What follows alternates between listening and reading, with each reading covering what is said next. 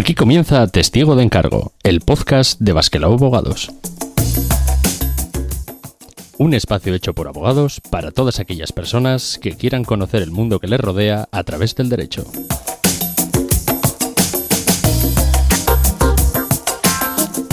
Bienvenidos a un nuevo episodio de nuestro podcast Testigo de Encargo, que hoy tendrá como protagonista a las cooperativas de viviendas. En episodios anteriores tuvimos ocasión de hablaros de las hipotecas, un paso importante en el proceso de comprar una casa, y hoy vamos a volver a este tema para hablaros de un fenómeno que, con sus beneficios y sus inconvenientes, pues se ha utilizado en nuestro país para fomentar sobre todo la construcción y la compra de vivienda. Y para ello, pues contamos nuevamente con la ayuda de nuestro compañero Héctor San Juan. Hola, Héctor. Muy buenas, Borja. Nos vamos a introducir un poquito en este tema, vamos a explicar ese concepto a veces tan complejo, ¿verdad?, que son las cooperativas de vivienda. Sí, es un mundo un poco complejo, a veces no se sabe muy bien qué somos cuando compramos una casa con una cooperativa, pero bueno, vamos a intentarlo. Vamos a intentarlo durante los próximos 20 minutos, tratar de aclarar este tema para que al final nos quede todo bien claro. ¡Comenzamos! Este podcast está producido por Basquelao Abogados, en colaboración con la asociación Eusconet, y se distribuye bajo una licencia Creative Commons Atribución No Comercial 4.0 Internacional. Se permite copiar, distribuir y hacer obras derivadas sin un propósito comercial, siempre que se cite al autor. Ninguno de los contenidos de este programa debe ser tomado como una consulta o asesoramiento legal vinculante, ni como un servicio prestado. Toda la información sobre las condiciones legales se encuentra disponible en nuestra página web www.basquelao.com.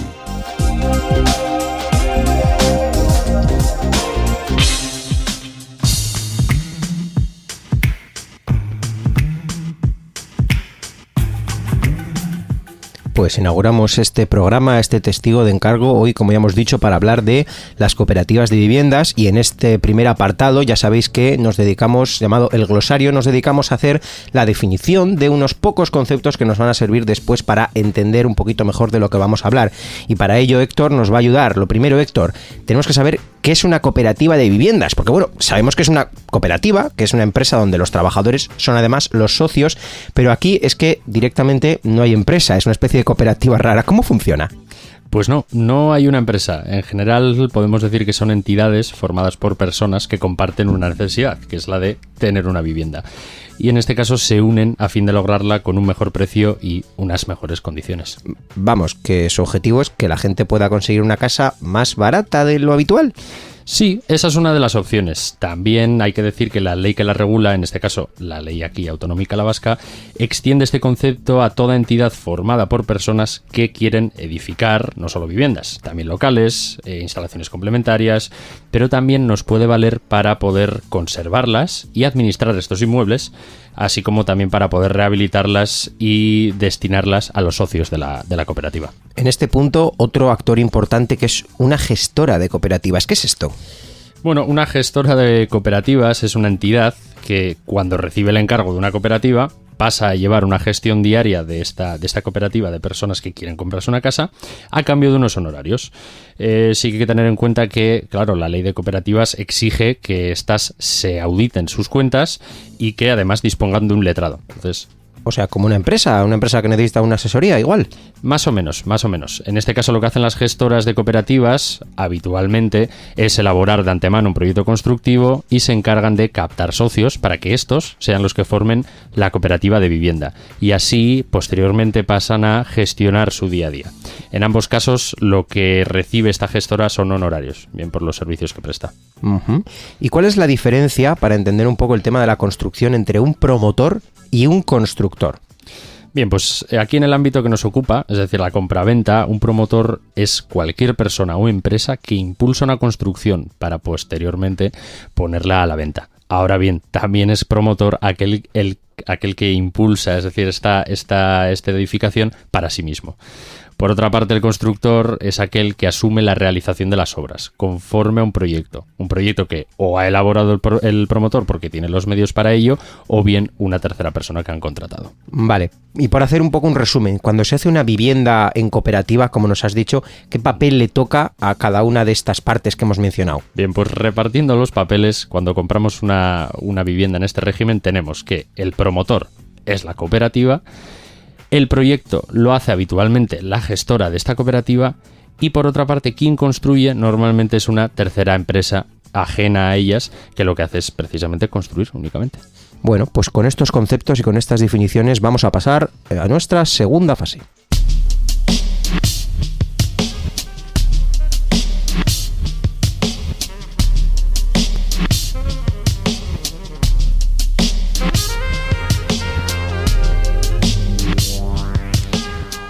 Abrimos esta segunda parte, este segundo apartado que llamamos el debate, segunda fase que yo he llamado precisamente, como se nota que estamos en construcción, ¿no? Primera fase, segunda fase.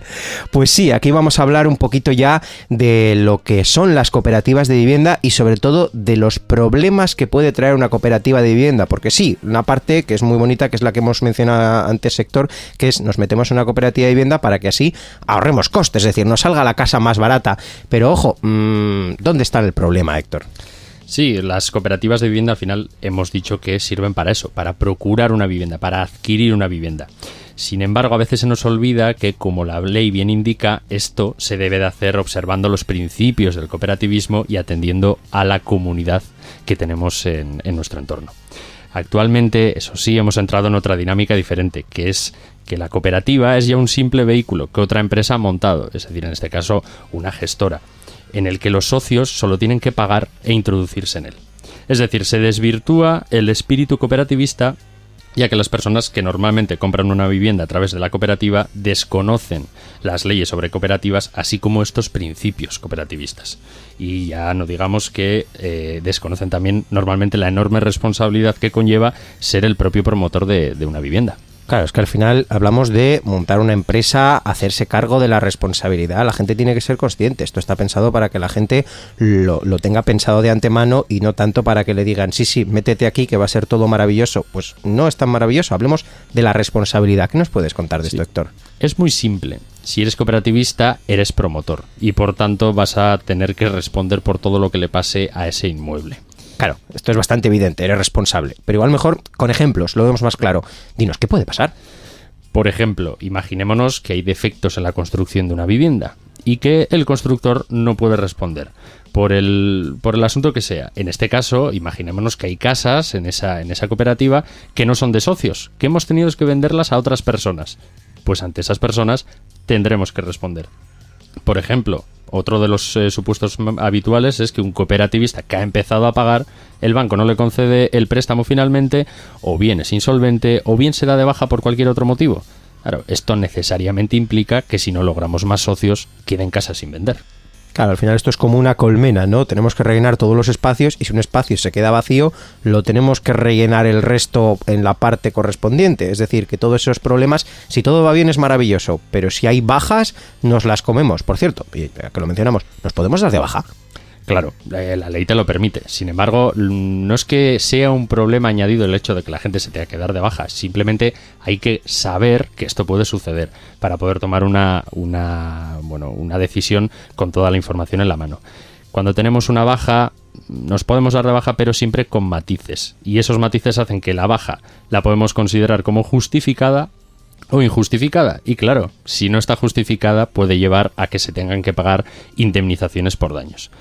Hay que entender para esto que cómo consideramos una baja voluntaria, digamos, tanto legalmente como dentro de los estatutos de la cooperativa de la que vas a formar parte, porque tenemos que atender a la ley, pero también al régimen interno de esa cooperativa. En este caso, tenemos un periodo que tienes disponible para poder comunicar tu baja, así como también tenemos que comprender que en el caso de que no se cause una baja voluntaria, los estatutos pueden hacer que debas mantenerte hasta finalizar el año en curso o bien hasta 5 años más tarde, abonando en este caso todas las obligaciones que tenías dinerarias. También es importante comentar que todo este proceso debe de ratificarse en el Consejo Rector, es decir, quien administra la cooperativa, que son sus propios socios, ya que si no se hace de manera correcta, algo que a veces sucede puede también conllevar pérdidas para el resto de socios que sí se quedan en la cooperativa. Madre mía, menuda burocracia. Me imagino que de aquí habrán salido un montón de problemas en la práctica judicial, ¿verdad? Sí, la verdad que normalmente en este apartado de cooperativas lo que más tenemos son laudos arbitrales, porque hacemos uso de esa posibilidad que nos da el Consejo Vasco de Cooperativas y de esta forma donde más problemas ha habido precisamente ha sido cuando ha sucedido una baja. pues va, muchas cuestiones a tener en cuenta, la verdad, muchas comprobaciones que hacer antes de lanzarte y entrar a formar parte de una cooperativa de vivienda. Y, por supuesto, pues también nos olvidamos de otra cuestión, que es que no todo tiene que girar en torno al concepto de la propiedad, que es una cosa aquí que tenemos muy arraigada. Pero hay otras alternativas, Héctor, que hemos visto al concepto de compra de vivienda tradicional.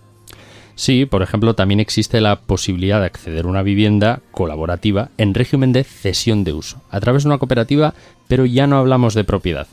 Es cierto que la nueva ley de cooperativas de Euskadi prevé cooperativas que bien edifican o compran un edificio a fin de cederlo a sus propios socios. Así el edificio es propiedad de la cooperativa y los socios hacen uso de las viviendas que este edificio tiene, así como de las zonas comunes. O sea, aquí ya no eres ni propietario, o ¿cómo va? ¿Tienes que pagar un alquiler por vivir en tu propia casa? Imaginémonos, formamos una cooperativa, unas cuantas personas, donde ponemos inicialmente una cantidad concreta. Posteriormente tenemos una entidad local que nos da un suelo, nos deja construir en ese espacio y a la vez logramos subvenciones que nos permitan desarrollar la vivienda. Posteriormente cada socio tiene el uso de una vivienda más los espacios comunes y paga un canon mensual que en teoría pues debería de ser inferior al de un alquiler. De esta manera, al mantener viva la cooperativa, tenemos a una asamblea de socios que es la que decide todos los aspectos de su desarrollo. Hay proyectos en el norte de Europa donde podemos tener diferentes iniciativas que se basan en grupos sociales, por ejemplo, de gente mayor que desarrolla una cooperativa de vivienda en la que estas personas viven en su espacio y a la vez tienen servicios comunes y necesarios para su mantenimiento. Madre mía, esto es ya el concepto novedosísimo, pero como has dicho, esto se hace más en Europa que en España, ¿no? Quizás no lo tenemos tan metido este cambio de paradigma. Sí, es un cambio de paradigma muy importante que sí que ha tenido algunos ejemplos en Cataluña, sobre todo. Pero bueno, como vemos, al final esto requiere de mucho tiempo, porque al final tienes que desarrollar un proyecto que no es simplemente construir una vivienda, y también necesitamos de un impulso en cuanto a las administraciones públicas potente para hacer de verdad un tipo de un proyecto de este calado atractivo para las personas, claro. No, está claro que en cuestiones de propiedad la mentalidad tira mucho. Aquí en Euskadi yo creo que la mayoría pues no nos planteamos vivir toda la vida de alquiler. Tarde o temprano vamos a querer comprar algo, cosa que en otros sitios quizá no pase. Bueno, para no desanimar a la gente a meterse en todos estos temas de cooperativas o de opciones alternativas, habrá que hablar de los beneficios también, ¿no? ¿Algún beneficio tendrá que tener meterse en todo eso o es solo el precio? No, hay beneficios. Tenemos que pensar que un proyecto, si bien está cerrado, es decir, hay un presupuesto del que puedes disponer. No tenemos un proyecto completamente cerrado. Entonces, es posible que podamos decidir la completa totalidad de los acabados de tu vivienda, proponer cambios, es decir, tirar un tabique para hacer un salón comedor con una cocina más amplia, abrir una nueva ventana, siempre que el presupuesto lo permita, o bien plantear cambios en cuanto a quién compramos, por ejemplo, los electrodomésticos de todas las viviendas. No, casi es como hacerte un ordenador por piezas, ¿no? En lugar de ir a la tienda y comprártelo ya todo hecho, tú decides por partes cómo lo compras siempre que te entre dentro del presupuesto.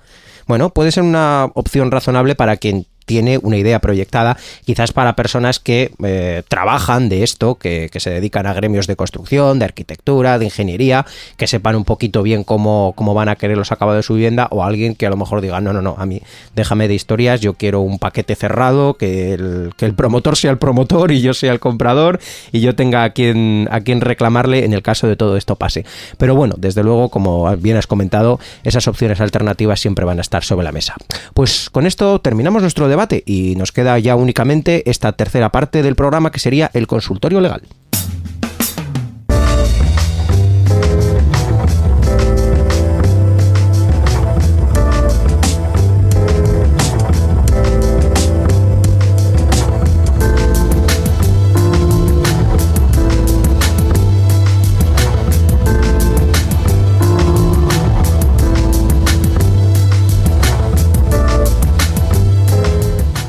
Continuamos aquí en Testigo de Encargo, el podcast de Basquelao Abogados, y vamos ahora ya con el consultorio legal, con las preguntas que hoy nos va a contestar nuestro compañero Héctor. Te comento, ¿qué pasa si tras hacerme socio y haber abonado diferentes cantidades me doy de baja de la cooperativa? Pues como ya hemos dicho anteriormente, hay que revisar los estatutos de la cooperativa en primer lugar.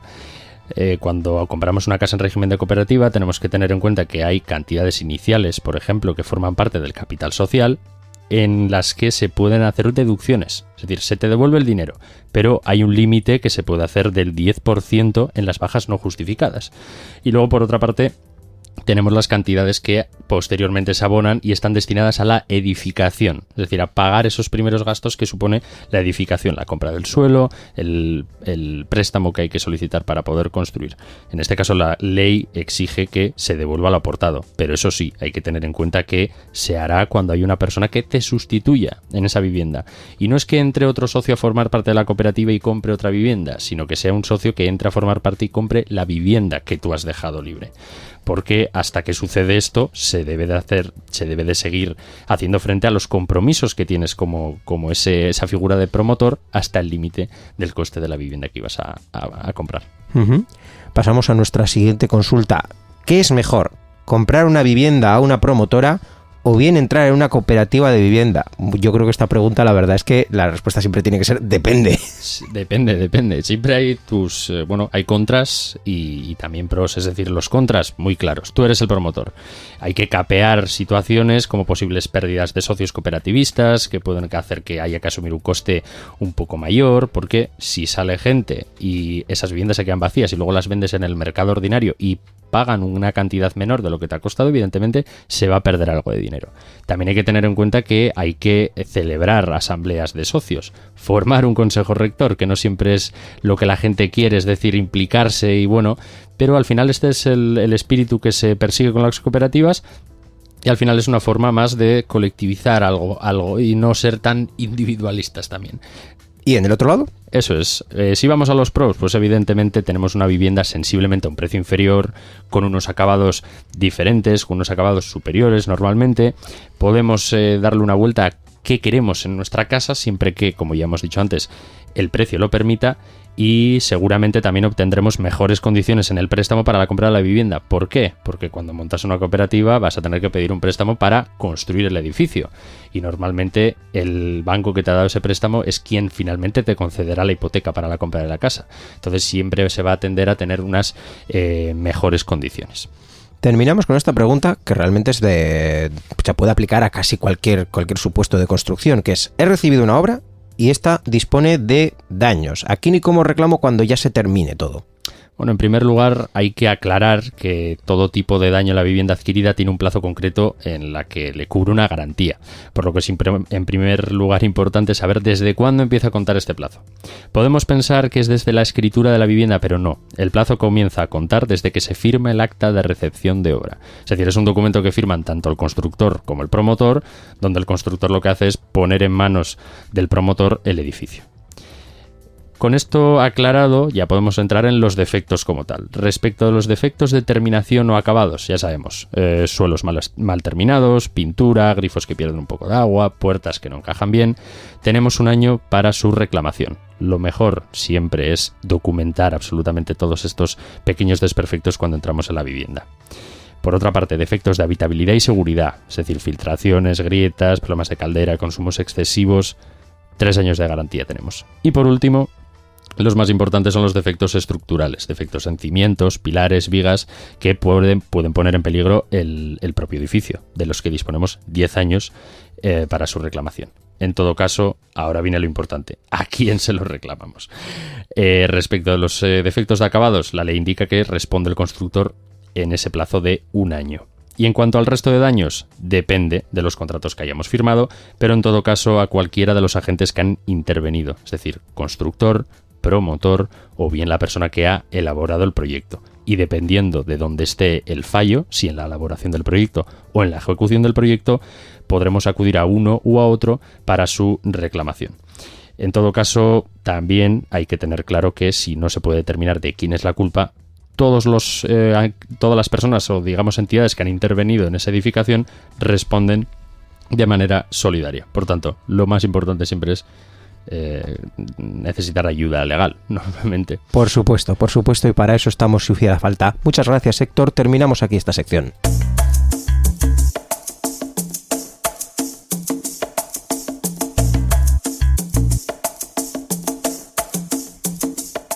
Pues nada, hasta aquí nuestro programa de Testigo de Encargo. Hoy, como hemos dicho, hemos tratado de estas cooperativas de viviendas, también hemos dado unas pequeñas pinceladitas sobre lo que significa construirse una vivienda, para el caso de que alguien que a lo mejor no esté dentro de una cooperativa, pero también le haya podido suceder, y esperamos que tanto unos como otros casos hayan podido ser un poquito mejor aclarados y comprendidos por la gente, y por supuesto también dar las gracias a Héctor por habernos facilitado todo este montonazo de información que seguro que habrá ayudado a mucha gente. Nada, gracias a ti, Borja, como siempre. Y al resto, pues ya sabéis, podéis contactar con nosotros en nuestros medios habituales, tanto si queréis participar en este podcast como si queréis hacernos llegar vuestros comentarios o sugerencias. Nos tenéis en Twitter, en Facebook, en LinkedIn, en Google Maps, en nuestra página basquelau.com. Encontraréis también nuestro email y nuestro formulario de contacto. Y nada más que decirnos, os escucharemos en el siguiente programa.